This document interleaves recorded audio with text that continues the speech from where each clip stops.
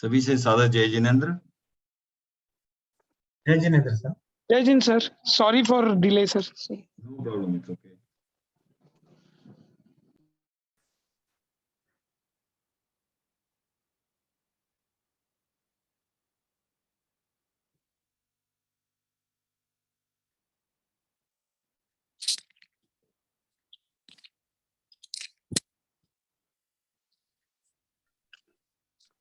नारायण हाँ सर, कैसे हैं? सॉरी वो कान में डाला नहीं था।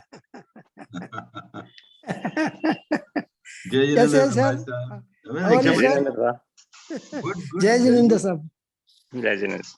वेडनेसडे को सबको ये देख करके और भी क्या है कि चेहरे की चमक देख करके और भी प्रसन्नता आ जाती है। Thank you sir.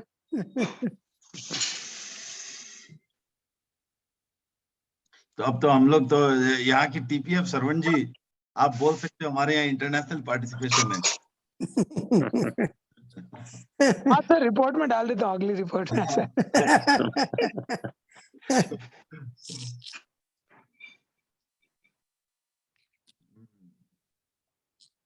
तो किसी को कुछ जय हिंद सर, जय हिंद सभी को। जय जिनेंद्र। हम लोग क्या है कि खाली आवाज से पहचानते नहीं है। मैं भरत बोधरा आपको नमस्कार करता हूँ। हाँ नहीं वो ठीक है, लेकिन चेहरा दिख जाए तो ज्यादा अच्छा लगता है। सर समय करने बैठ रहा हूँ, अभी तो ऑन कर देता हूँ।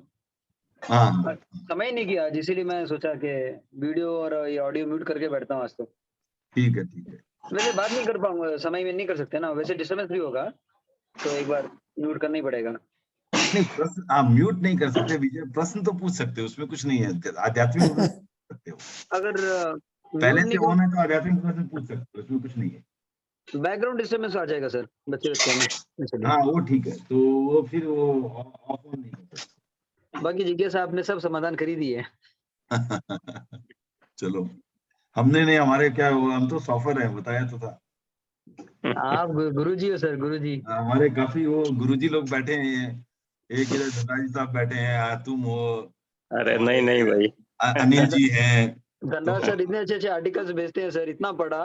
धनराज सर को मैं बोला भी था हाँ कि वो महाराज को मैंने उनके तो आर्टिकल तो मस्त, तो एकदम माने पूरा ज्ञान का सागर है।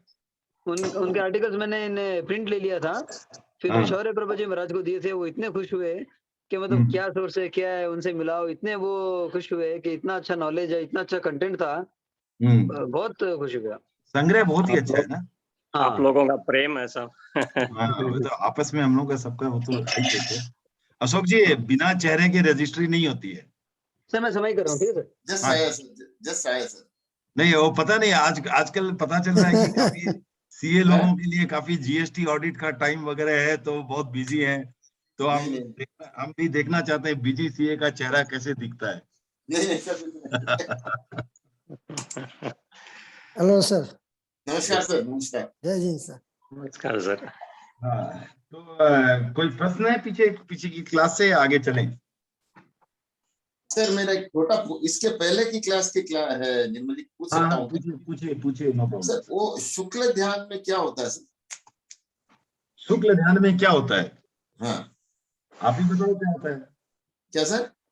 आप ही बताओ शुक्ल ध्यान में क्या होता है। नहीं मतलब क्या एक्सपीरियंस होता है शुक्ल ध्यान में? जिसको शुक्ल ध्यान है उसको क्या एक्सपीरियंस होता है? ये तो बहुत मुश्किल सवाल है आपका, क्योंकि अब अनुभव की बात तो है नहीं, पुस्तक की बात बता सकता हूँ। हाँ, अनुभव शुक्ल ध्यान का अगर कर लिया होता तो यहाँ आपके पास बैठा नहीं रहता। पुस्तक का ज्ञान है, बताइए। तो पुस्तक के, ओके ठीक है। आराध्य के चरणों में नमन। टीपीएफ के प्रभारी मुनि डॉक्टर रजनीश कुमार जी के चरणों में वंदन। सभी संभागी भाइयों से सादर जय जिनेंद्र। तो देखिए इसमें क्या होता है कि जब ध्यान की बात आती है,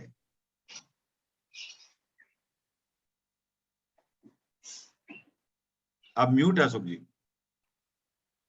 बोलिए। हाँ, जब ध्यान की बात आती है तो दो प्रकार की बात आती है। पहला तो आप अगर ध्यान की बात आती है तो ध्यान का मतलब क्या हुआ, किसी भी चीज पर एकाग्रता। तो एकाग्रता, अब एकाग्रता अच्छी है या बुरी? अच्छी है सर। अच्छी है। हाँ दोनों है।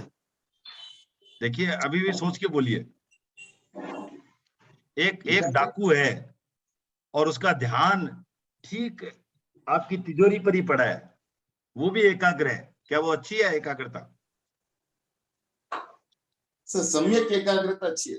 अभी अभी आप अब रिफाइन मत करो, रिफाइन मत करो। तो इसीलिए ध्यान में जो पहली दो प्रकार की एकाग्रता है, अर्थ ध्यान और रौद्र ध्यान, वो बुरे हैं। करेक्ट। सो अर्थ ध्यान आप ऐसा सिंपली समझ सकते हो, अर्थ ध्यान हो गया रोने वाला, मेरी कोई अच्छा मेरा खिलौना गया, या मेरे को ये नहीं चाहिए, ये मेरे पास क्यों है, इस टाइप के जो हो गए वो अर्थ ध्यान में आ गया। रौद्र ध्यान है जो आ गया आपके मन से जो कठोरता है, उसका जो भाव है वो रौद्र ध्यान में आ जाएगा। ओके, हम लोग उसको ज्यादा परिभाषित में नहीं जाएंगे। उसके बाद के जो दो ध्यान रहे, धर्म ध्यान और शुक्ल ध्यान, ये दो है जो काम के ध्यान। ठीक है ना। तो धर्म ध्यान में क्या होता है, आप जो है आप चिंतन करते हो ब्रॉडली, किस चीज पर? अपाय विचय, विपाक विचय, संस्थान विचय, इत्यादि इत्यादि। तो आप सोचते हो ऐसा किया तो क्या परिणाम होगा, राइट? या इसके कर्मों के क्या फल होते हैं, या आज्ञा विचय, तीर्थंकरों की क्या आज्ञा थी, राइट? तो इस टाइप की चीजें हैं। संस्थान विचय, लोक की क्या संरचना, इत्यादि इत्यादि। तो ये हो गया जो पहला ध्यान जो है वो निर्जरा की श्रेणी में आता है, वो हमारे काम का है। दूसरा जो ध्यान काम का है हमारा, वो है शुक्ल ध्यान। अब शुक्ल ध्यान के दो पक्ष होते हैं, एक तो चिंतन मनन वाला हो गया ध्यान, और दूसरा हो गया अयोग का। ठीक है ना, योग से अयोग की ओर जाने का। ये दोनों जो हिस्से हैं वो शुक्ल ध्यान में है। तो जो पहला है उसमें चार में से जो दो प्रकार हैं, पहले वो है आप पहले हैं आप भेद पर विचार करते हैं, पृथकत्व वितर्क जो सविचार। तो उसमें क्या आप कोई भी चीज का अलग अलग चीजों में देखते हैं, राइट? अलग अलग चीजों से तुलना की, जैसे ये किया वो किया, ये तो भिन्नता की दृष्टि से उसको कोई भी चीज को आप का पर ध्यान एकाग्रित करते हैं, राइट? अब मान लो आपको इनकम टैक्स पर ध्यान एकाग्र करना है, तो आप उसको जीएसटी से कंपेयर कर सकते हो, वैट से कंपेयर कर सकते हो, सेल टैक्स से कंपेयर कर सकते हो, इत्यादि इत्यादि, राइट? तो आप भिन्न भिन्न चीजों से उसको देख रहे हैं, लेकिन आपका मूल एकाग्र एक चीज पर था, बट उसको आप भिन्न भिन्न चीजों से देख रहे हैं। तो ये हो गया भिन्नत्व। तो इसमें क्या आप शब्द से अर्थ में जाते हो, अर्थ से अर्थ में जाते हो, अर्थ से शब्द में जाते हो, इत्यादि इत्यादि, ये पृथक। दूसरा होता है एकत्व में हो गया, एकत्व अविचार हो गया। तो उसमें क्या हो गया, विचार नहीं कर, एक ही चीज पर ध्यान देना है, खाली हर चीज से लौट के एक ही चीज पर ध्यान एकाग्र करना है। तो ये दो हो गए शुक्ल ध्यान के पहले दो प्रकार। और अंतिम जो दो प्रकार है वो है आपको, पहला तो है सूक्ष्म क्रिया प्रतिपाती। तो उसमें क्या होता है कि आप 13वें गुणस्थान के अंत में जब रहते हैं, तो मैं एग्जैक्टली उसका टर्म भी निकाल देता हूं आपको, पंचम प्रकाश में है।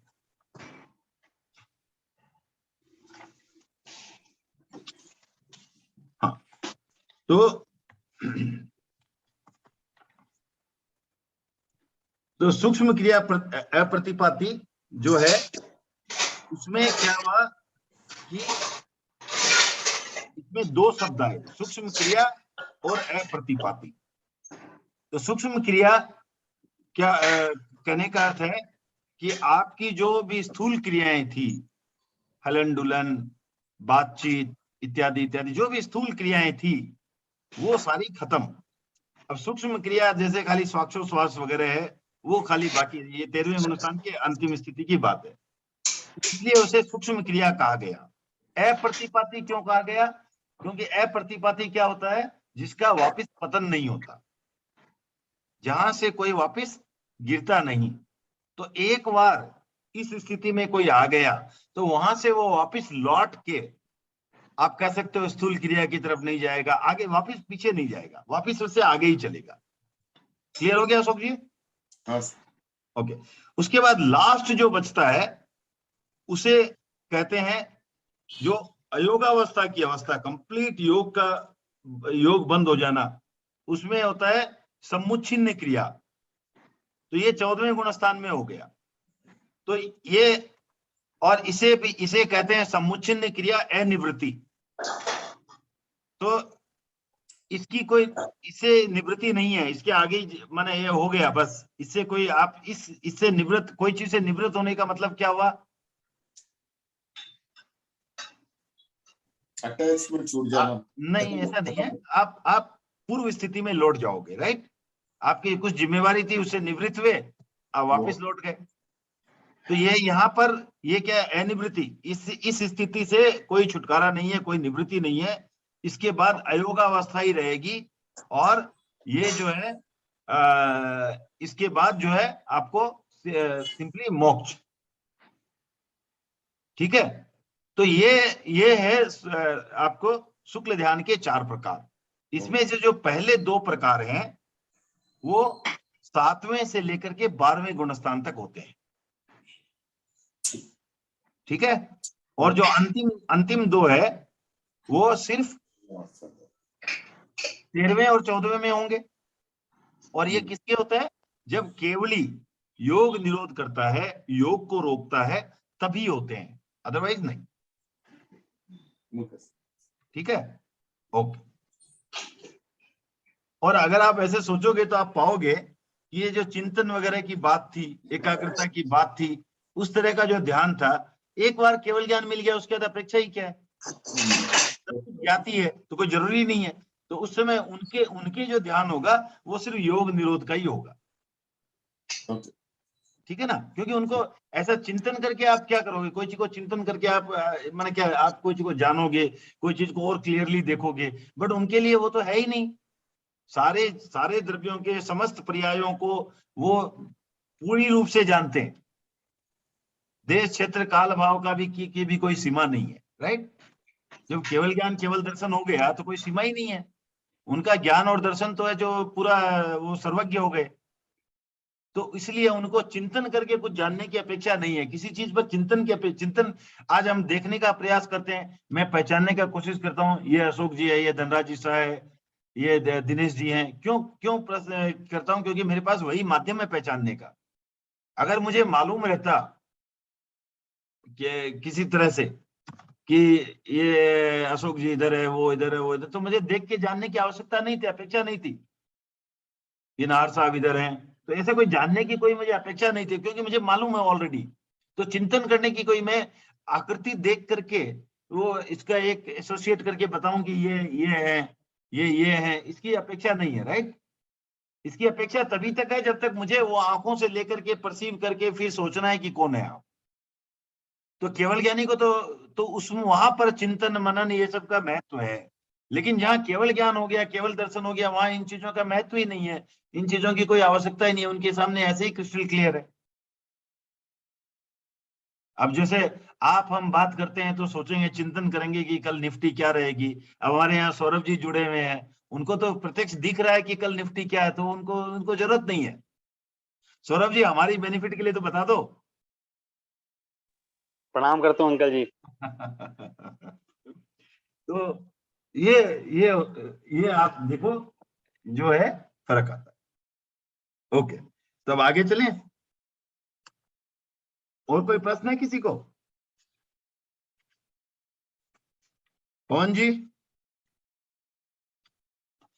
हाँ सर, जय जय हाँ, प्रश्न है और कोई या चलें आगे? सर। वो लास्ट क्लास का हाँ पूछिए। कौन नहीं पढ़ा है? हाँ, मुक्त आत्माएं में, नौ तत्व में मुक्त आत्माएं कहाँ कौन से तत्व? नो नौ तत्व में मुक्त आत्माएं। हाँ आपने कुछ सवाल पूछा था। हाँ, होमवर्क था वो, तो आपको करना था, मेरे को थोड़ी करना था। मेरा होमवर्क नहीं था वो, आपका था। तो आप बताएं हमें। नहीं कर पाए। नहीं कर पाए? आप भी जीएसटी में बिजी हो गए? अगर ऐसे अभी और ड्यू डेट है, अच्छा। दूसरा इशू हो गया कुछ और। हाँ, दूसरा कुछ और इशू, एडिशनल इशू हो गया सर। अच्छा ठीक है, वो तो बाद में बात करेंगे, चलो कोई नहीं। तो मुक्त जीव जो होते हैं वो सिर्फ 9वीं कैटेगरी में आते हैं, मोक्ष में। और जो पहला वाला जीव है वो संसारी जीव की अपेक्षा से है। तो खाली 9th में हम लेना, मोक्ष में। खाली 9th में ही मुक्त जीवों को लेंगे, ठीक है ना? हाँ, ओके। तो हमने लास्ट में बात की थी। हाँ, ओके। तो अब यहां से शुरू करते हैं कि इसत प्राग भारा पृथ्वी तन निवास है। तो हम बात कर रहे थे मुक्त जीवों की। तो तन निवास है मतलब उनका निवास है, क्या है? उसको कहते हैं इसत प्राग भारा पृथ्वी। इसत प्राग भारा पृथ्वी इसका नाम हो गया, जहां पर मुक्त आत्माएं रहती है। ओके, अब प्रश्न उठता है कहाँ है, कैसी है, कहाँ होगी? लोक में होगी कि अलोक में होगी? कौन जी कहाँ होगी? लोक में होगी या अलोक में होगी? लोक में होगी। लोक में ही होगी। क्यों? अलोक में जा नहीं सकते? क्यों नहीं जा सकते अलोक में? वहाँ धर्मस्थिका नहीं है। वहां धर्मास्तिकाय नहीं है। वेरी गुड, ठीक है। क्योंकि वहां चलने का माध्यम ही नहीं है, कुछ जाने का माध्यम ही नहीं है, ठीक है। तो वहां के लिए अभी फ्लाइट शुरू नहीं हुई है, तो जा नहीं सकते। ओके। सा च समय क्षेत्र समायामा मध्यस्थ योजन बाहल्या पर्यन्ते मक्षिका पत्रतोप्यतित्वनि लोकाग्र भाग संस्थिता समछत्राकृति अर्जुन स्वर्णमयी। तो मुक्ति सिद्धालया दयो अस्या पर्याया। ओके, तो पहले तो इसका क्या मतलब हुआ कि साच है वो कैसी है? समय क्षेत्र समयामा, तो वह पृथ्वी समय क्षेत्र के बराबर लंबी चौड़ी है। ओके। मध्य अष्ट योजन, तो उसके मध्य भाग की मोटाई जो है वो 8 योजन की है। और उसका अंत भाग जो है वो कैसे है? वो मक्खी के पर से भी ज्यादा पतला है। मक्खी का पर होते हैं ना छोटे छोटे, एकदम बहुत पतले, उससे भी ज्यादा पतला है। और ये कहां पर स्थित है? लोक के अग्रभाग में स्थित है। लोक के एकदम ऊपर से ऊपर अग्रभाग में स्थित है। और इसका आकार कैसा है? सीधे छाते के जैसा है। छाता होता है कैसा? फैला हुआ होता है, ऊपर से बहुत पतला होता है, उस टाइप का आकार है। अब आप ये समझें कि ये पृथ्वी जो है समय क्षेत्र के बराबर लंबी चौड़ी है। समय क्षेत्र किसे कहते हैं? कोई बताएगा?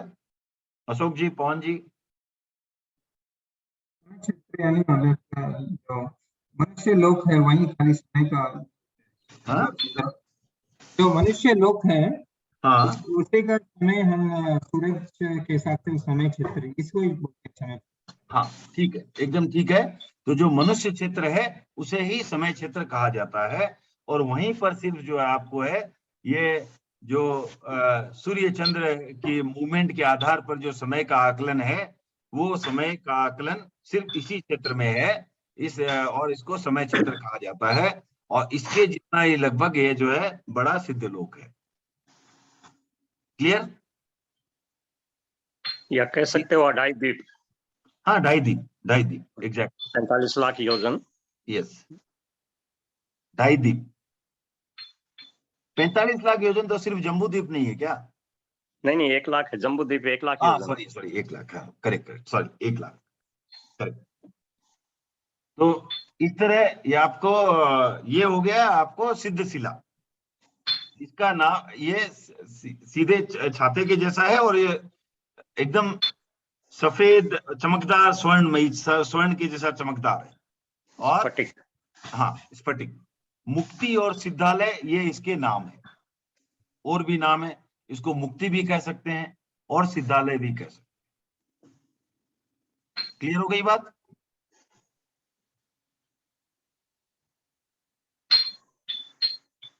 कौन सी एनी डाउट? तो वो आपने बताया कि लास्ट परत इतनी पतली होती है, मतलब वो बाउंड्री ऑफ द लोक। हाँ वो आप एकदम माने जो लास्ट नोक है वो लास्ट में जाकर एकदम पतला सा है, मतलब that becomes actually the boundary of the लोक। या you can say that in a way. वो ऐसा छाता है ना, तो बीच से बहुत वो ऊपर में बहुत पतला है और उसके बाद उसकी मध्य क्षेत्र में मोटाई जो है 8 योजन की है, सेंटर पार्ट जो। हाँ बाउंड्री नहीं कह सकते, बाउंड्री तो जैसे घनवात वलय है, घनोदधी वलय है, वो 20-20 योजन की वो है, 30 योजन 60 योजन तो वो है, उसकी वो बाउंड्री बोल सकते हैं, उसके ऊपर ये स्थित है। बट जहाँ लोक का अग्रभाग बोलते हैं तो that is the last part of the लोक। Correct. So that becomes, we can say it's a boundary of the look final। या जैसे हम कोई स्टेडियम है, बाउंड्री लास्ट बाउंड्री का लाइन। ये लोक का लास्ट पार्ट नहीं है, इसके ऊपर ये जो सिद्धशिला है, इससे ऊपर 1 योजन के बाद में अलोक है, 1 योजन बाद में जो अंत है वहां अलोक होता है। सिद्धशिला से 1 योजन और बाकी है अभी बाहर। तो हम बोलते हैं ना अग्रभाग में स्थित, मतलब ऊपरी अग्रभाग। हाँ ऊपरी तो सिद्धशिला पे नहीं है, जो सिद्ध लोग हैं वो सिद्धशिला पे नहीं है, उसके ऊपर एक योजन और आगे है, वहां भी जो लोक का अंत भाग है वहां का 1 कोस पहले उसके 6ठे भाग में सिद्ध लोग हैं, काफी दूर है वहां से। ओके। एक बार जैन कॉस्मोलॉजी की भी क्लासेस शुरू कर देंगे बात इसके बाद, तो उसमें और डिटेल्स आ जाएगा इन चीजों का, राइट? या तो ये देखा जा सकता है, या मैं रेफरेंस आपको भेज सकता हूँ कोई किताब का, जो अगर पढ़ना चाहे तो आप, ठीक है ना? हाँ, और वैसे हमारे रेफरेंस भेजने की जरूरत ही नहीं है, बॉस बैठे हैं, बॉस को बोलेंगे ये नेक्स्ट आर्टिकल इस पर भेज दीजिएगा धनराज जी साहब। धनराज जी क्लास ले लेंगे। हाँ क्लास ले लेंगे या नेक्स्ट आर्टिकल भेज देंगे, एक ही बात है। इसका मतलब सर सिद्धशिला के ऊपर भी ये धर्मास्तिका है, इसका मतलब लोक तक है। तो लोग तक तो लोग आप बोल रहे हैं, धनराज साहब बोल रहे हैं ना, जैसा कि 1 योजन ऊपर है करके। स्वार्थ सिद्ध से 12 योजन ऊपर सिद्धशिला है और उससे 1 योजन ऊपर अलोक है। हाँ तो 1 योजन तक और धर्मास्तिका होता होगा। हाँ ठीक बात है, 1 योजन बाद में ही है। ठीक है ना?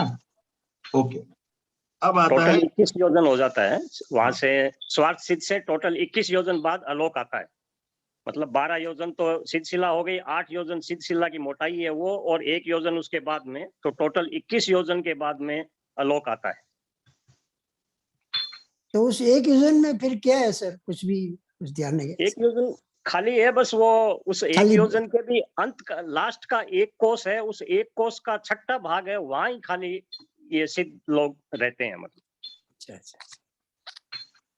सिद्ध आत्माएं वहीं विराजती है।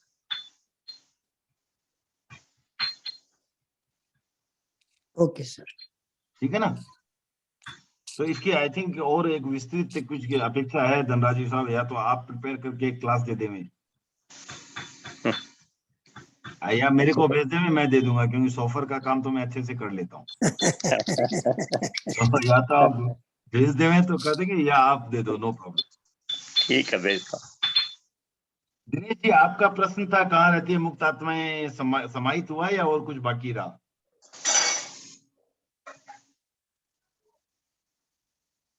म्यूट में है दिनेश जी आप। तो तत्व द्वयाम नव तत्वावतारः, तो इसका मतलब है कि कहने का अर्थ हुआ कि तत्व द्वयाम मीन्स दो तत्वों में 9 तत्वों का समावेश हो जाता है। जो भी 9 तत्व है हमारे, एक चीज हम जानते हैं, कितना भी देख लो सुअर और गधा के अलावा तो दिखता ही नहीं है। तो सुना 9 तत्वों में 2 तत्वों में 9 तत्वों का समावेश हो जाता है। अब ये कौन से है? वस्तु तो जीवा जीव रूपा तत्वद्वयी विद्यते। तो वस्तु स्थिति में उस हिसाब से देखा जाए तो जीव और अजीव ये 2 ही तत्व हैं। अब यहां जो जीव बात कर रहे हैं और जो 9 तत्वों में पहला जीव है, उसमें भी थोड़ा फर्क समझना पड़ेगा, क्योंकि वो जीव था सिर्फ संसारी जीव की अपेक्षा से, और यहाँ जो जीव अजीव का कैटेगराइजेशन है वो सिंपली चेतनावान जो भी है वो जीव। तो यहाँ मोक्ष भी उसमें आ गए और पहला वाला भी इसमें आ गए। क्लियर हो गई बात? ओके। पुण्यादीनाम च तद अवस्था विशेष रूपत्वात् तत्रैवांतर भावः। तो पुण्य आदि जो है वो क्या है? इसी की विशेष अवस्था है। किसकी? किसकी विशेष अवस्था है? पुण्य नहीं, पुण्य आदि सभी 9 तत्व। मैंने कहा जीव और इसकी अजीव विशेष दोनों में अवस्था, आ जाते जीव हैं। और अजीव की विशेष अवस्था है। Very good. तो ये खाली एक की नहीं, जीव और अजीव की विशेष अवस्थाएं हैं ये सब। ओके। तो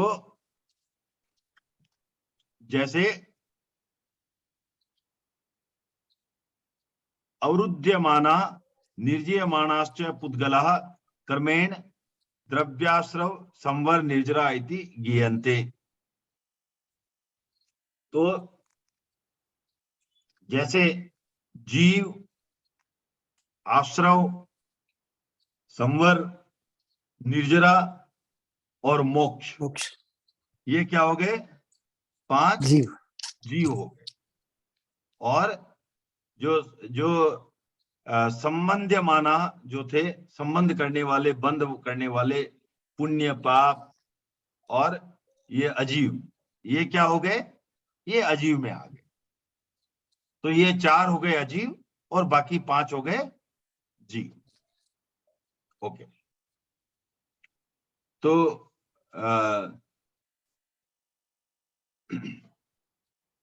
तो कभी कभी ना आत्मा के द्वारा बंधने वाले या रोके जाने वाले, जैसे आपने कहा कोई बंध रहा है, बंधने का कारण हो गया आश्रव, ठीक है ना? तो अब कुछ तो बंधा, बंधने का कारण था आश्रव, तो कुछ बंधा, तो जो बंधा उसे कहीं कहीं द्रव्य आश्रव भी कह दिया गया। जैसे हमने कहा ये जो है कर्म आने का मार्ग है। कर्म आने का मार्ग मतलब क्या हुआ? कि वो कर्म नहीं है, कर्म आने का मार्ग है, लेकिन उस मार्ग से जो कर्म आया उसे हम द्रव्य आश्रव कह सकते। तो उसी तरह कुछ कर्म हमने रोके, हमने अपने जो बिल्डिंग कॉम्प्लेक्स है वहां पर एक गेट लगा दिया, वहां पर गाड़ियों का आना रोक दिया। अब जो गाड़ी रोकी वो तो रोक नहीं है, रोक तो हमने जो रोक लगाई वो है रोक, लेकिन जो गाड़ी रोकी उसे हम द्रव्य संवर भी कह देते हैं। तो जिन कर्मों को रोका उनको द्रव्य संवर कह देते हैं। और उसी तरह निर्जरा क्या थी?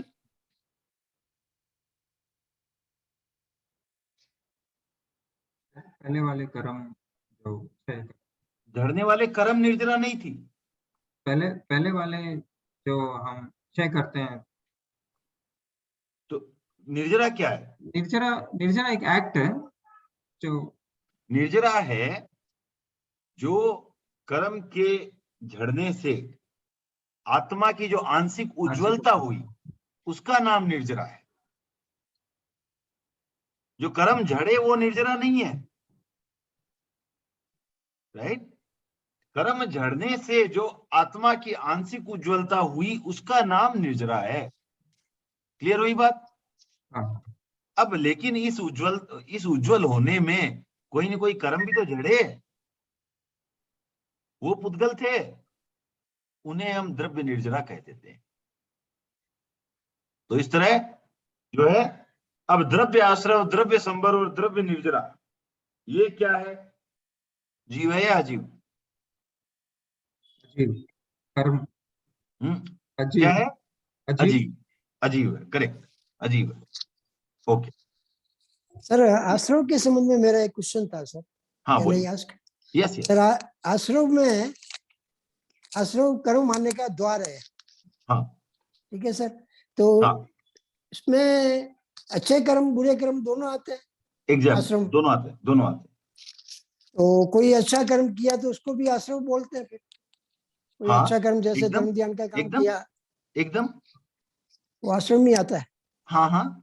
तो अब संवर जैसे अब निर्जरा आपको मैं क्या बताता है? हूँ, हाँ नहीं सर नहीं नहीं, आपको बताता हूँ मैं। जी। शुभ आश्रव क्या होता है? वो भी बंद, कोई शुभ कर्म वो भी शुभ बंद कर्म। होता है, शुभ बंद। नहीं, शुभ कर्म नहीं होता, शुभ कर्म बनने का रास्ता, बनने का रास्ता है, करेक्ट सर, वो शुभ योग जैसे बोलते हैं हम, बराबर सर। शुभ योग। तो अब शुभ योग है तो वो उससे उससे भी तो कर्म बनते हैं या नहीं बनते? करेक्ट सर, लाइक बट शुभ कर्म अगर मान लो इसमें एक आते हैं, मिनट, आप बनते हैं कि नहीं ये बताइए? बनते हैं, बनते हैं। बनते हैं। तो अब आपका प्रश्न ये हो सकता है हम क्यों बांधें? वही यही प्रश्न हो सकता है ना कि जब हमारा मूल उद्देश्य था कर्म तो हटाना है और हम बांध रहे हैं। करेक्ट है ना? ठीक है, बराबर सर। तो अब क्यों बांध रहे हैं इसका भी कारण है। ये इसलिए बांध रहे हैं कि हमें अपने जो पूर्व संचित कर्म है उनसे छुटकारा पाना है, करेक्ट। तो उनकी निर्जरा करनी है। अब निर्जरा कैसे हो? निर्जरा के लिए भी शुभ योग की जरूरत है। बराबर। शुभ योग से दो चीजें होती है, एक तो निर्जरा होती है और दूसरा पुण्य का बंध होता है। अच्छा, बराबर। तो अब हमारा मुख्य उद्देश्य जो था शुभ योग का, वो निर्जरा। उद्देश्य हमारा ये नहीं था कि हम पुण्य बांधें।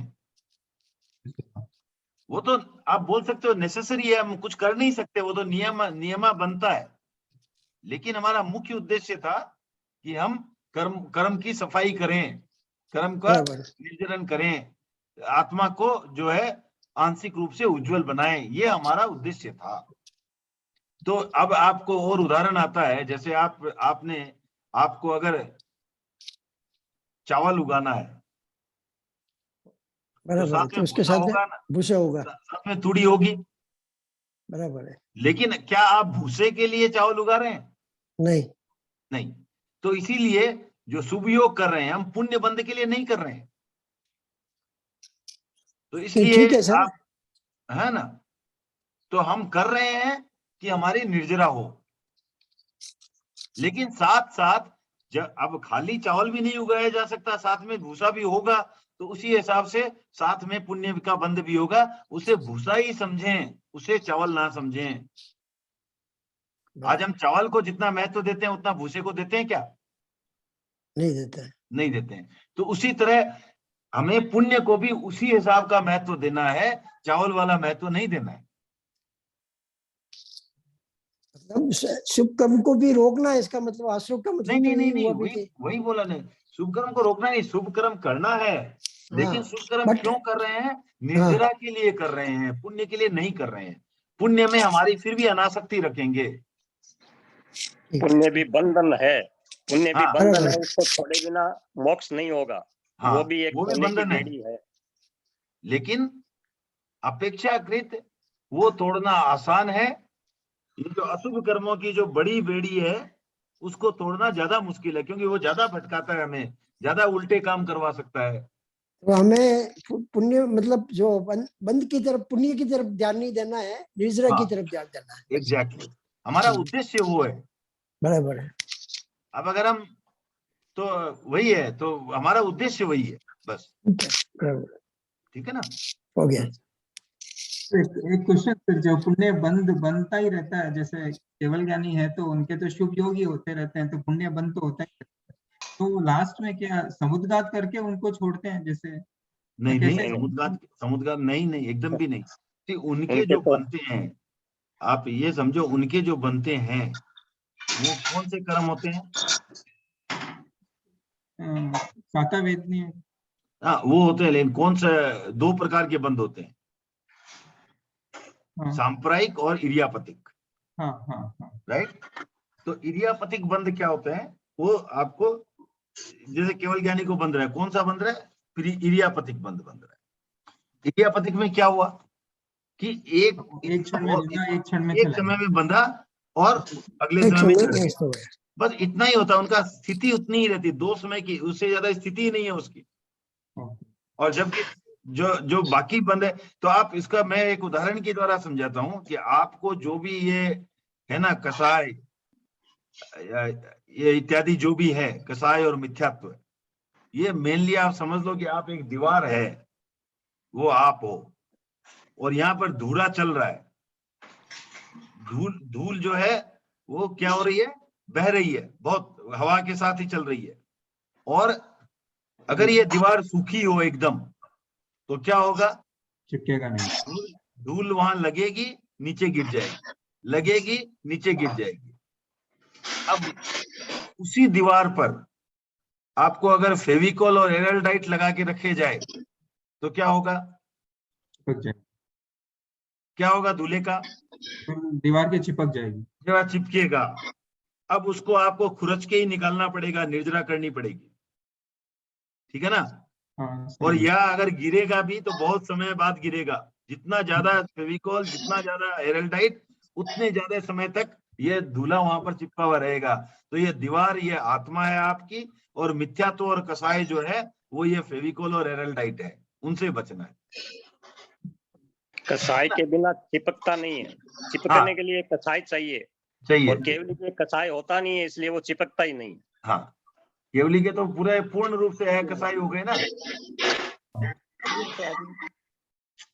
ठीक है। आगे चलें या और किसी को कोई प्रश्न है? Yes sir. दिनेश जी ने हैंड रेस किया था। दिनेश जी बोले।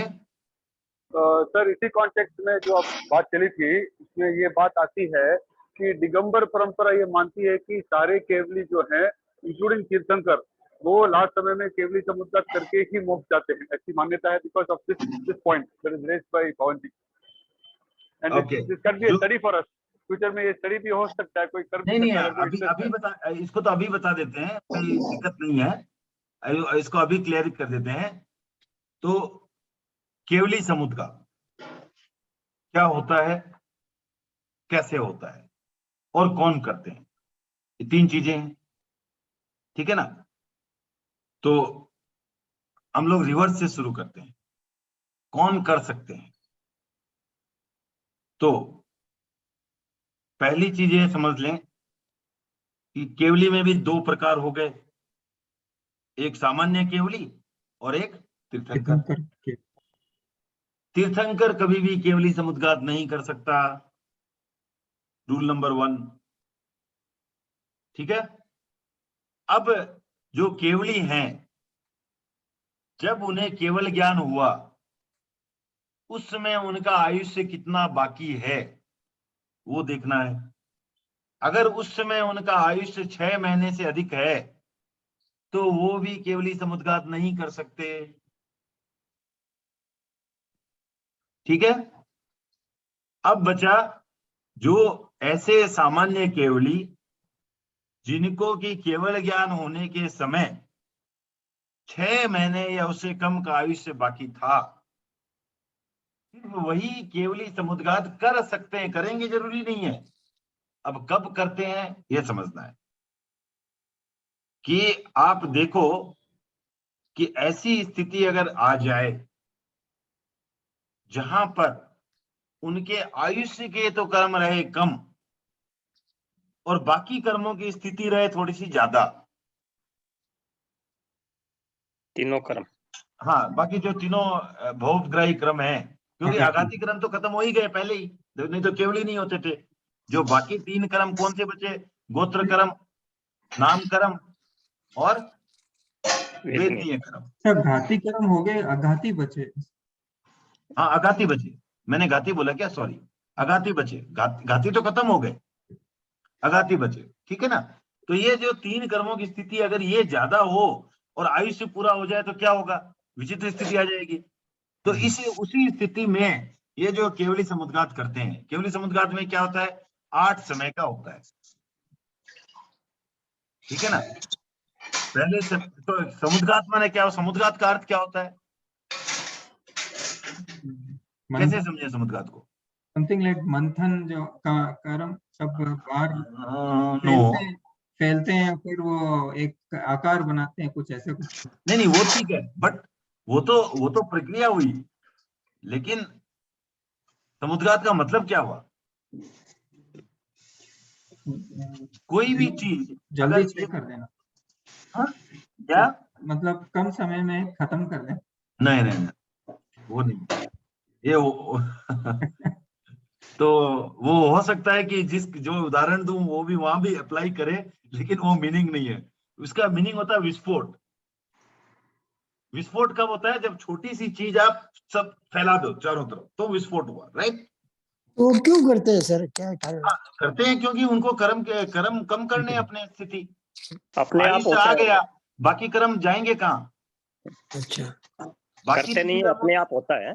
हाँ, वो उनको ऐसा नहीं, वो अपना कुतूहल दिखाने के लिए नहीं करते हैं, वो तो अपने नेचुरल प्रोसेस है, वो होगा। क्योंकि वो नहीं होगा तो फिर उनको मोक्ष कैसे होगा? लेवल नहीं है, लेवल करना। हाँ, कर्म लेवल कैसे होगा? हाँ, कर्म लेवल कैसे होगा? क्योंकि 3 कर्मों की स्थिति ज्यादा है, आयुष्य की कम है, तो आयुष्य तो खत्म हो जाएगा, बाकी 3 कर्म रह जाएंगे, वो तो हो नहीं सकता है। तो वो अपने आप बैलेंसिंग करनी पड़ेगी उसकी। तो अब इसमें क्या होता है कि पहले समय में अपने जो आत्म प्रदेश हैं उनको वो डंडे के आकार में नीचे और ऊपर फैलाते हैं। ठीक है? दूसरे समय में उसको ऐसे ऐसे ऐसे फैलाते हैं, किवाड़ की तरह, राइट? तो इस तरह वो विस्तार हो गया। तो पहला विस्तार हुआ था ऊपर नीचे ऐसे डंडे की तरह, फिर सेकेंड समय में ऐसा विस्तार हो गया, थर्ड समय में आप उसको अगर मंखली की तरह घुमाएं, ठीक है ना, तो क्या होगा?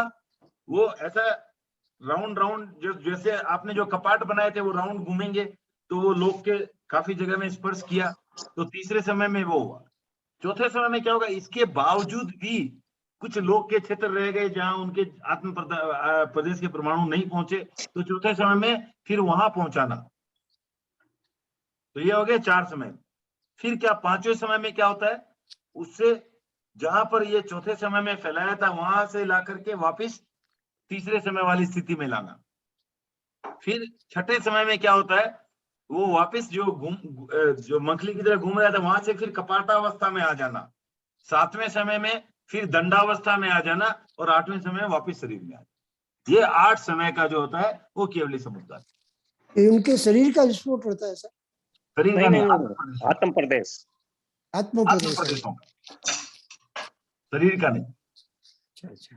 तो ये है केवली समुद्घात की प्रक्रिया। और इजीली समझाने के लिए फर्स्ट समय में 1 डायमेंशन, सेकंड समय में 2 डायमेंशन, थर्ड समय में 3 डायमेंशन और फोर्थ समय में बाकी के एरिया। ऐसे डायमेंशन वाइज ही बोल सकते हैं। Yes, correct. पूरे लोक में फैल जाता है। हाँ, पूरे लोक में फैल जाएंगे। हाँ। थोड़े आत्म प्रदेश शरीर में रहते हैं, बाकी के आत्म प्रदेश पूरे लोक में फैल जाएंगे। कोई भी ऐसा एरिया बाकी नहीं है जहाँ लोक का कोई भी कोना बाकी नहीं रहेगा, सब जगह चले जाएंगे वो। तो वहां कौन सा काय योग होगा पवन जी, जब वहां पर है, बाहर है तब?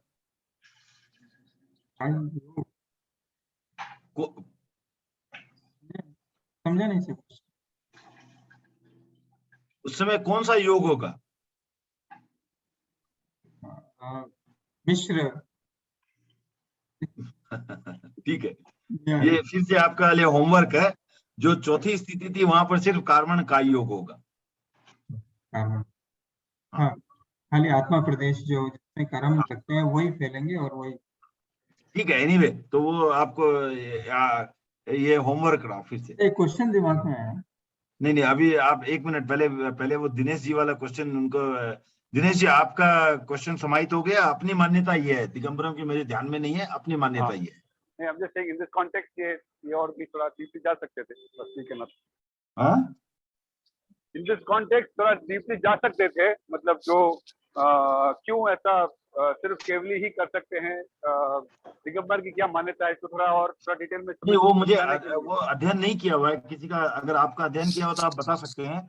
मेरा दिगंबर वाला वो साहित्य अध्ययन नहीं किया हुआ, मैंने अपना केवली समुद्रघात सिर्फ अपनी मान्यता से ही पढ़ा हुआ है।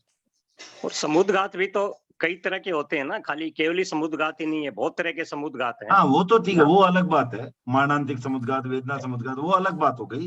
लेकिन यहाँ पर सिर्फ केवली समुद्रघात की बात कर रहे हैं।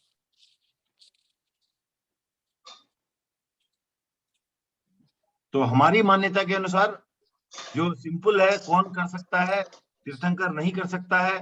सामान्य केवली जिसके केवल ज्ञान की मिलने के समय आयुष अगर 6 महीने या उससे कम है तो वही कर सकता है। और वो भी कब करता है, ये बात भूल गया था मैं बताना। अंतर्मुहूर्त जब जीवन का बाकी रहता है तभी करता है।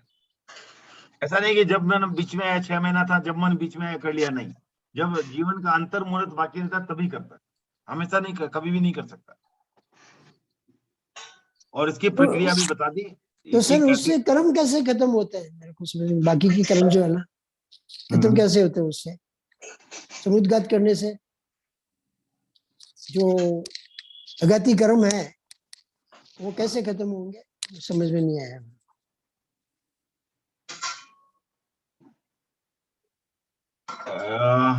ये तो मैंने भी सोचा नहीं है। हम एक तरह से इसको बोल सकते हैं कि उन कर्मों की उदीर्णा कर ली इस योग से। अच्छा, वही बोल सकते हैं कि उनका समय से पहले उनको जो है उदय में ले आए, उदीर्णा कर ली, यही समझ में आ रहा है। उदीर्णा जब कर ली तो अपने आप स्थिति कम हो गई ना।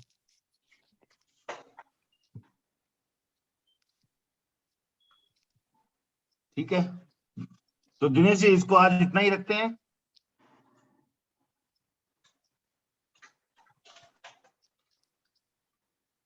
यस सर, इतने रखते हैं। ठीक है, आपका हैंड लोअर कर रहा हूं मैं, ठीक है?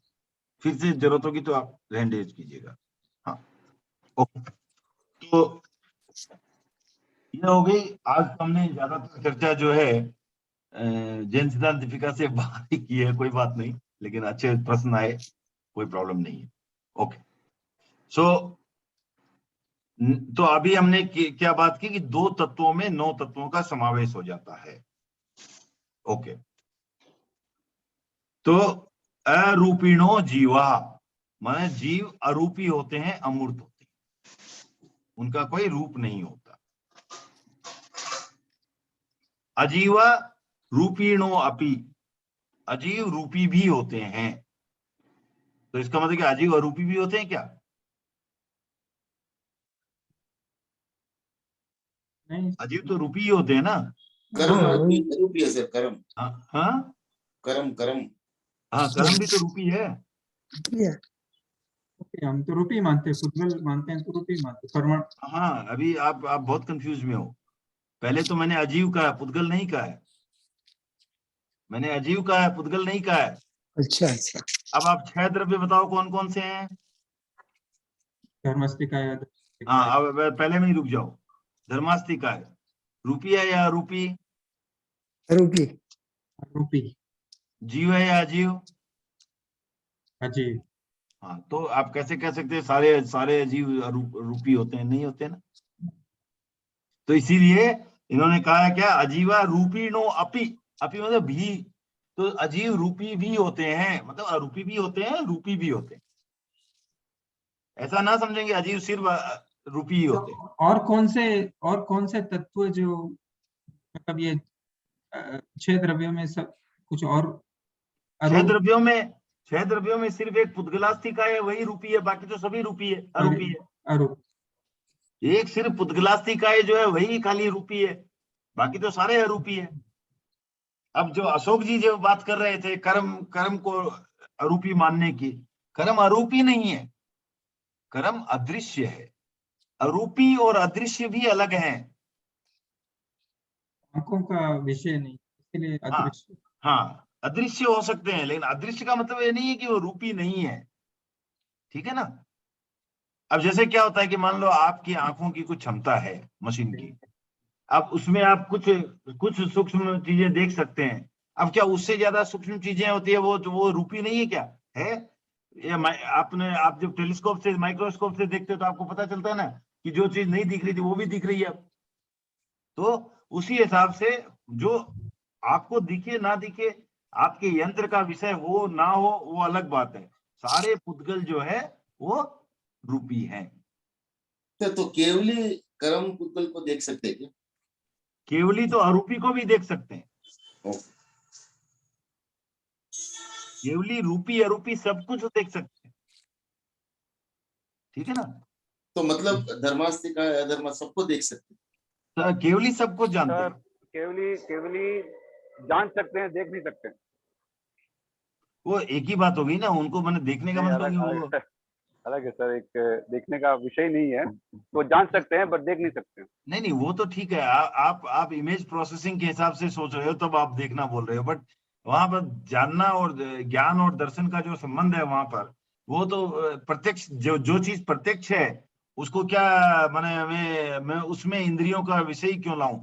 आप जिसको देखना बोल रहे हो तो अप्रत्यक्ष रूप से देखना है, क्योंकि आप तो इंद्रियों के माध्यम से देख रहे हैं, उनके आत्म दर्शन है। तो उस हिसाब से उनको तो इंद्रिय की अपेक्षा ही नहीं है ना। ये नहीं देख आपका सकते जो हैं। आप जो देख रहे हो वो इनडायरेक्ट है, क्योंकि आपको तो इंद्रिय माध्यम से देख पा रहे हैं आप। इसीलिए इसीलिए आप जो देखो, जो केवली होते हैं उनको अनिंद्रिय भी कहते हैं। इंद्रिय है उनके, लेकिन उसका उपयोग नहीं है। जो प्रत्यक्ष है उसको क्या उनको क्या देखने की जरूरत ही नहीं है। हम अगर पीछे कोई साउंड हो तो मुझे जरूरत है देख के पीछे मुड़ के देखूं क्या हुआ, उनको मालूम है, उनको तो ऐसे ही पता है। उनके तो आंखें नहीं होगी तो भी देखेंगे। तो भी देखेंगे, तो वो तो अनिंद्रिय हैं। शायद ठीक है, सर चलो। वो ज्ञान इसमें दिया हुआ है ज्ञान विवंशा बुक में, हाँ, ये चीज जो दिनेश जी बता रहे हैं वो है क्या? कि केवल देख नहीं सकते, खाली जानने का विषय है। शायद ये सेंटेंस में आज ही शायद पढ़ा होगा। नहीं नहीं, वही बोला, ये सारे अनेकांत की बात है वो ना। चक्षु का विषय, जैसे दर्शन हाँ वो ठीक है, अलग अलग होते नहीं वो ठीक है, बट वही बोला कि तो वहां भी आप थोड़ी, नहीं उसमें तो मैं आर्ग्यू कर सकता हूँ वही कि वो आपकी आत्मा थोड़ी देख रही है, आपकी आंख देख रही है। जैसे आपने अब ये कह दिया कि इंद्रिया का विषय, इंद्रिया अनिंद्रिय हो गए तो फिर वो सभी हाँ, क्लियर हो गया, पूरा ही हो गया। अल्टीमेटली क्या होता है, आप जब आंख से भी देखते हो तो जो आपकी आत्मा जान रही है जो इस माध्यम से, वो तो फिर भी वो देख थोड़ी रही है। आत्मा के पास आंख थोड़ी, आत्मा तो ऐसे भी जानेगी ही ना। तो आप उसको भी, आंख आपका माध्यम बना हुआ जानने के लिए। तो आत्मा के लिए वो भी परोक्ष है। हाँ, आत्मा के लिए वो तो परोक्ष है ही है, यही परोक्ष नहीं है। जो अभी केवली देख रहे हैं यही प्रत्यक्ष है, वो तो परोक्ष ही है। आंखों की शक्ति होती है 12 योजन तक देखने की। अगर सही आंख है किसी की तो वो 12 योजन तक देख सकता है। ओके, ठीक है, आगे चलते हैं। अजीवा धर्मा काश काला। तो धर्माकाश काला में धर्म अधर्म आकाश और काल, ये संधि की हुई है 4 शब्दों की, धर्म अधर्म आकाश और काल। अरूपीण, तो ये अजीव के जो 4 भेद हैं, धर्म अधर्म अर्थात धर्मास्तिकाय अधर्मास्तिकाय आकाशास्तिकाय और काल, ये अरूपी होते हैं। पुद्गलास्तु रूपीण एव, पुद्गल रूपी ही होते हैं। यहाँ उन्होंने ट्रांसलेशन में नहीं लिखा, बट एव मतलब हुआ ही, पुद्गल रूपी ही होते हैं। पुद्गलास्तु रूपीण एव, तो पुद्गल रूपी ही होते हैं। तत्पर्याय भूतः पुण्य पाप बंधा अपि रूपीण है, और चूंकि ये इनके पर्याय होते हैं, पुद्गल के पर्याय है ना, कौन से पुण्य पाप इत्यादि जो भी आप कर्म बोल रहे हो, पुण्य पाप बंध, ये क्या है, पुद्गल के पर्याय है, इसलिए वो भी रूपी है। तो 9 तत्वों में रूपी जीव, रूपी अजीव कितने तत्वों में आते हैं?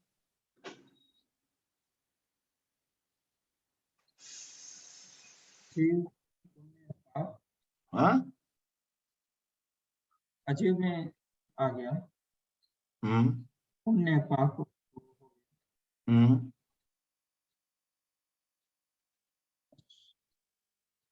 जैसे देखा जाए तो आश्रय बोले आप, द्रव्य।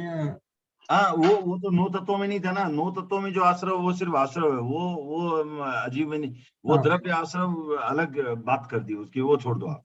हाँ, तो 9 तत्वों में रूपी अजीव कितने तत्वों में?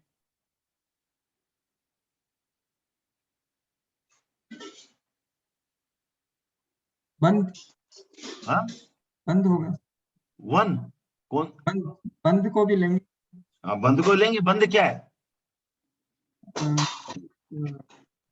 बंद क्या है? कर्म चिपके हुए स्थिति। चिपके हुए कर्म, वो पुद्गल है कि नहीं?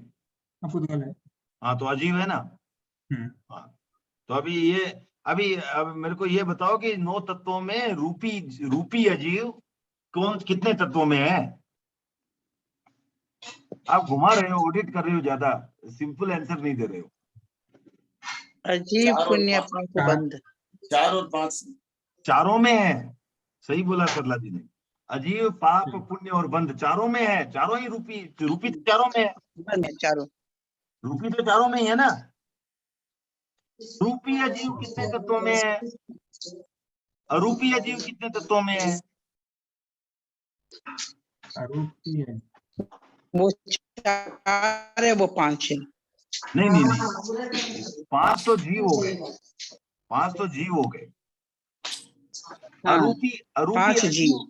हाँ, जीव नहीं बात कर रहा हूँ। अरूपी अजीव कितने तत्वों में है?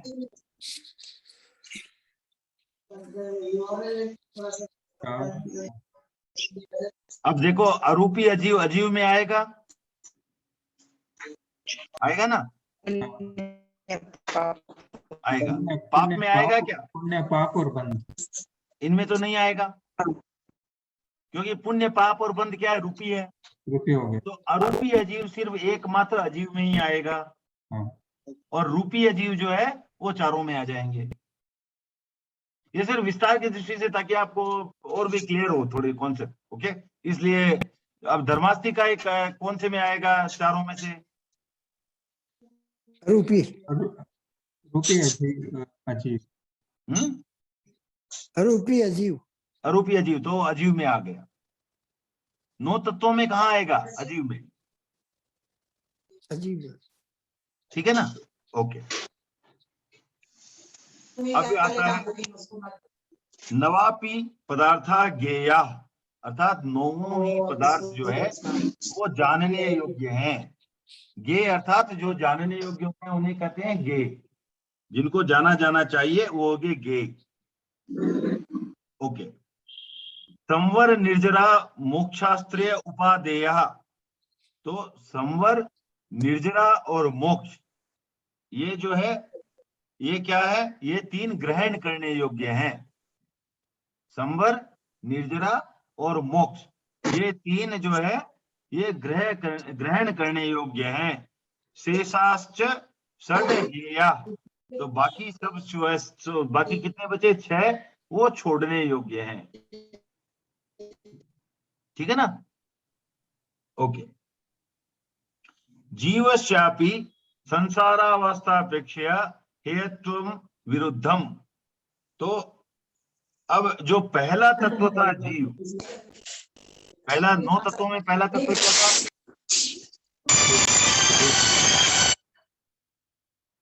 नौ तत्वों में पहला तत्व क्या था? जीव। वो छोड़ने योग्य है या ग्रहण करने योग्य है?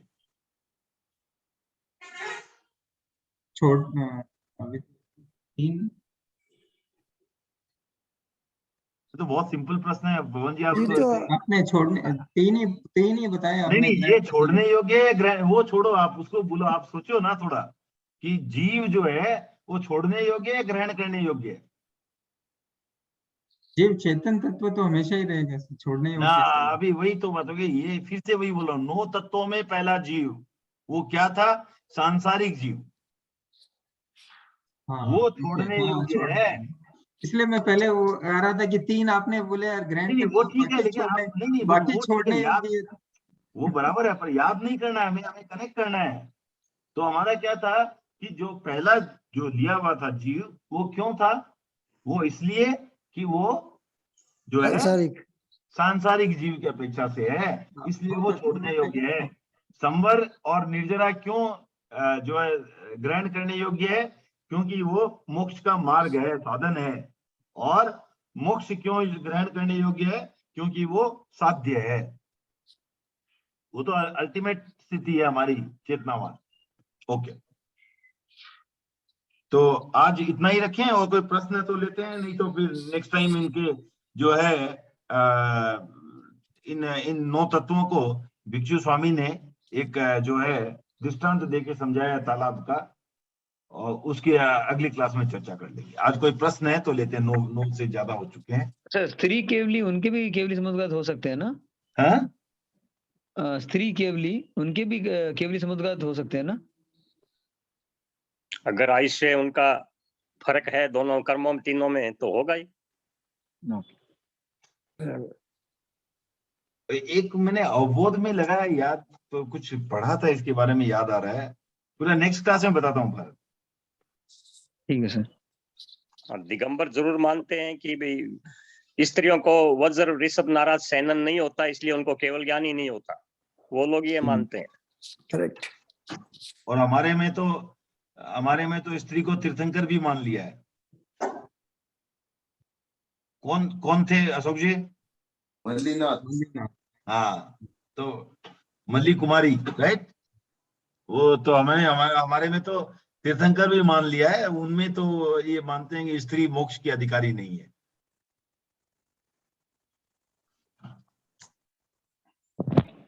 सर एक जस्ट इन्फॉर्मेशन शेयर कर रहा हूँ, मेरा 2.5 दीप का एक वीडियो बना हुआ है विद पिक्चर्स, ग्राफिक्स है वगैरह। तो वो मतलब जैसे उसमें टॉपिक का नाम है मैं कहाँ हूँ, अपनी जो दुनिया है इस लोक में कहाँ है। तो किसी को अगर देखना हो, अगर समझना हो कि हमारे कितनी देर का वीडियो है? कितनी देर का वीडियो? 20-15 मिनट का वीडियो है। अगली क्लास में चला दो सर, चला भी दो और भेज भी दो सर। हाँ, नहीं, भेज देंगे। नहीं, चलाने का अर्थ क्या होगा कि एक तो क्या है कि सब देख लेंगे, और किसी को प्रश्न होगा तो वो भी पूछ सकते हैं उस पर। करेक्ट, और समझ भी सकते हैं उसको थोड़ा देख के। हाँ, तो चला दो, यहाँ पर चला दो, उसके बाद सबको ग्रुप में भेज देते हैं। प्लीज सबको पहले से ही सबको भेज दो, ताकि सब देख करके रेडी रहे क्या पूछना है। Correct sir. मैं आपको हमारे यहाँ धनराज जी साहब, हमारे यहाँ ज्यादा लोग क्या है, बीए लोग हैं, इनका सबका कुछ ऑडिट डेट रहता है, ये देखते नहीं, इसीलिए इनको यही दिखाना पड़ता है। मैं तो रिटायर्ड हूँ सर। नहीं, आपको तो सीए की कैटेगरी में गिनते नहीं है ना आप तो, नहीं सर, तो देख लेंगे ना सर। नहीं, आप तो निवृत्त हो चुके हैं उनसे। हाँ, तो आप तो मैंने पास्ट जो आपका बोले पहले के, वो आपके सीए की निर्जरा कर लिया आपने। ठीक है सर। और किसी को कोई प्रश्न? एक प्रश्न था जो प्रेजेंट, ये आउट ऑफ कॉन्टेक्स्ट है मेरे ख्याल से, टॉपिक का नहीं है। तो ये जो अभी वर्तमान में तीर्थंकर है महाविद्य क्षेत्र में, जो महाविद्य क्षेत्र में बोलते हैं कि चौथा आर्य का समय रहता है ऑलवेज। तो उनके जो हमारा काल चल रहा है, जिसको जानकारी कि हमारा काल चल रहा है, उसमें उनका काल और हमारा काल में कहाँ ये है कि हमारा पूरा आरा निकल जाएगा, उनका कंटिन्यू वो रहेगा कैसे? हाँ, वहां पर हर हमेशा समय एक सा ही रहता है। तो अब जैसे आप देखो, ये हो सकता है ना, ये भौगोलिक स्थिति से भी हो सकता है। आप इसे ये तो समझने में कोई दिक्कत ही नहीं है। आप जैसे देखो, इस धरती पर भी ऐसी भी जगहें हैं जहां पर ऑलमोस्ट 24 घंटे दिन ही रहता है। हाँ। तो वो कैसे आप यहाँ बैठ के बोलोगे 12 घंटे दिन 12 घंटे रात होनी चाहिए थी? तो क्यों, वो तो यही पर फर्क आ गया। वो तो उनका टोटल जम्बूद्वीप में 2 सूर्य है, जम्बूद्वीप में 2 सूर्य हैं, इसके कारण से उधर पूरा दिन ही है खाली। इसका मतलब वहां खाली सूर्य ही रहता है।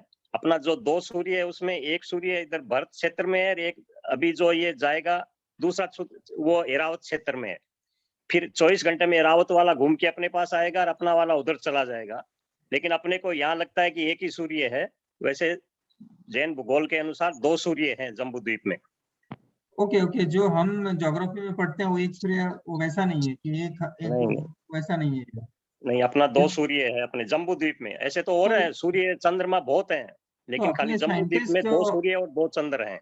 तो जो अपने साइंटिस्ट जो यूनिवर्स का पूरा ये बताते हैं कि दे हैव टेकन, मतलब वो स्पेस में जाके वो देखते हैं तो उनको पता ही नहीं है ना महाविद्य क्षेत्र कहाँ है। हाँ, वैज्ञानिक देखिए लोगों को पता ही नहीं है ना। पवन जी ऐसा है, आप ऐसा एज्यूम करो कि आपका कोई ट्विन है हाँ, और वो एकदम वो भी सीए है और आप लोगों को हमेशा लेके ना ऐसा सिस्टम है कि आपको सब कुछ जो उनको पता है वो आपको पता है, जो आपको पता है उनको पता है। एक दिन ऑफिस आप आते हो, एक दिन वो आते हैं। हाँ, मैं जाके बात करता हूँ तो क्या मुझे कैसे पता चलेगा? मैं तो साइंटिस्ट आदमी हूँ, मैं तो देखता हूँ ऐसे ही दिखते हैं, इनको सब मालूम है ये पवन जी है। जबकि वास्तविकता में एक दिन वो है, एक दिन ये, एक दिन वो है, एक दिन ये। तो वही आप वैसे स्थिति मान लो ये साइंटिस्ट की कि यो सूरज घूम के आया तो उनको तो वैसा ही दिख रहा है, कोई फर्क ही नहीं है। तो उनको जो फर्क नहीं दिख रहा है तो वो वही मान रहे हैं। सही है। नहीं, ज्ञान जब एक साथ कभी उनको 2 देखने का मौका आएगा तभी वो मानेंगे। वो हो नहीं सकता।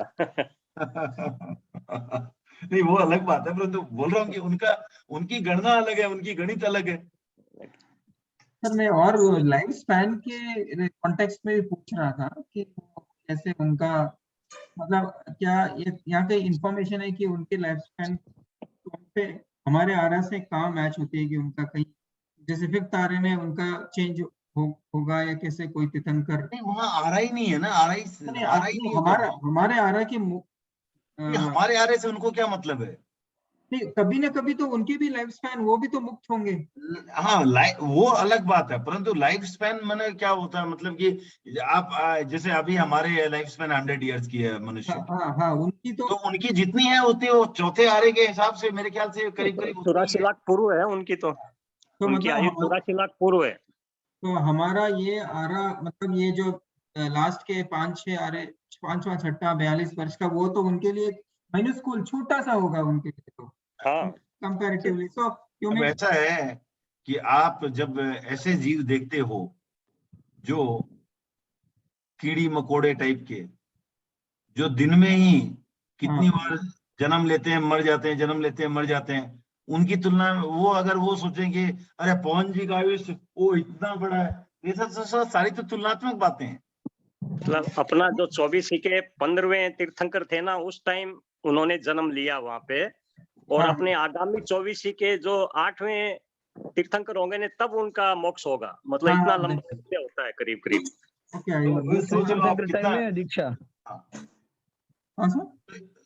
तो ये तो तीर्थंकर के टाइम में उनकी दीक्षा हुई है। हाँ वही लंबा टाइम आयुष्य बताने के हिसाब से इतना लंबा आयुष्य है उनका। तो ये तो होता है, ये संभव है। कहेंगे आप वहां मत जाओ ना, आप रिलेट ही कर पाओगे ना। यहीं देखो ना कितने प्राणी हैं जिनका आयुष्य इतना छोटा है। अब वो अगर आपके आयुष्य से तुलना करने बैठे तो क्या सोचेंगे? तो वही बात हम सोच रहे हैं उनके आयुष्य को देख करके। उनसे बड़ी आयुष्य वाले भी हैं। हमारे जीवन काल में ऐसा कोई नहीं आएगा अभी की कोई, क्योंकि ऐसा जेनोलॉजी में पढ़ते हैं कि कभी कोई कल्याणक होता, मतलब ये जो तीर्थंकर का कुछ निर्माण या ऐसा कुछ ऐसा होता है तो पूरी हर मनुष्य को एक वो क्या मौका मिलता, मतलब एक वो एक्चुअली नारकी के कॉन्टेक्स्ट में है कि पंचकल्याणक होते हैं तब उनको क्षण भर के लिए सुख मिलता है। हाँ वो तो हर जीव को मेरे ख्याल नॉट इन नारकी, इवन हर जीव इस प्रपंच में जो भी है उनको मिलता है। तो ऐसा कोई, मैं सोच रहा था ऐसा कोई मौका कहीं भी हमारे लाइफ टाइम में होगा, क्या करें? वो तो अपन जन्म लेंगे उस युग में उनके समय में तभी हो सकता है। और वैसे गहरा ध्यान में अपने दूसरे लोक में जा भी सकते हैं। नहीं ये तो संभव नहीं है, नहीं बोलते हैं ना किशन लाल जी स्वामी गहरे ध्यान में वो वो दूसरे लोग का दर्श मतलब यात्रा करवाते हैं। अब किशन लाल जी तो रह ही रहे, कई लोग पिछले बोले जन्म मेरे की, को वो पिछले वो जन्म की करवाते थे। पिछले भाव की, भाव की पिछले भी, भाव और की। मतलब दूसरे लोग में भी जा सकते हैं अपने। नहीं, दूसरे लोग की वो नहीं करवाते थे, पिछले जन्म की वो करवाते थे। और हाँ। वैसे कई लोग जाते हैं ध्यान में, ऐसी कथाएं तो सुनी हुई है हाँ, कि हाँ, महाविद्या क्षेत्र में गए हैं, बहुत से लोग गए हैं महाविद्या क्षेत्र में। हाँ। और अपने सोलीभद्र की बहन है जो यक्षा है, वो तो गई है, उनको तो शासन देवी लेके गई थी, लेकिन कई ध्यान से भी जाते हैं, ऐसा भी सुना है। महाप्रज्ञ जी के लिए कई बार इस तरह से कई लोगों से सुना है। हाँ, वो ऑफिशियली नहीं है, पता नहीं है। हाँ, लोग हाँ। बात तो कहते हैं सर, उनको वो अतीन्द्रिय ज्ञान था, तो वो तो जमीन के अंदर क्या है, सोना चांदी कहाँ है, वो भी उनको पता था, ऐसा भी बोलते हैं। बहुत सी बातें बोलते हैं, लेकिन उनका वो कंफर्मेशन नहीं है। सर वो एक आश्चर्य के रूप में है ना, अपने 10 आश्चर्य में एक आता है ना कि द्रौपदी का, और वो एक आता हाँ, है। वो तो गए थे, वो तो घाट की क्षेत्र में गए थे, कृष्ण जी लेके आए थे द्रौपदी को, वो अलग चीज हो गई। वो देवता की सहायता से ही थोड़ा होता है उसमें भी। हाँ। अमरकंका नगरी गए थे वो। मतलब इस द्वीप के लोग में भी नहीं जा सकते, मैं भी देवता यहाँ से वहाँ वो कर सकते। ये वहां से आप यहाँ से वहां अगर चले भी गए ना तो कोई फायदा नहीं होने वाला। फायदा तो तभी होगा जब आप वो ऐसा कुछ काम करो कि आपके जो भाव ऐसा हो भाव कम जहां हो पर से आप वो हो जाए, राइट, दैट वो बेनिफिट है। ये कोई बेनिफिट नहीं है, ऐसे जाके तो कोई मतलब नहीं है। वहां तो वापस आना पड़ता है सर। वहां एज ए टूरिस्ट जाके फायदा नहीं है, वहां एज ए बिजनेसमैन जाके फायदा है। तो यहाँ से आप टूरिस्ट ही जा सकते हैं, टूरिस्ट का कोई फायदा नहीं होगा जाके। वहाँ परमानेंट घर बनाने जाएंगे। परमानेंट तो वो भी नहीं होगा, परमानेंट यहाँ तो से सीधे जिला कुंद है। आचार्य गए बताते हैं, कुंद आचार्य गए बताते हैं देवताओं के द्वारा। तो वहां पे किसी ने पूछा सिमंदर स्वामी से कि ये इतना छोटा सा बच्चा सा क्या है, तब उन्होंने बताया कि ये भरत क्षेत्र का आचार्य है और वहाँ अवगाहना इतनी होती है।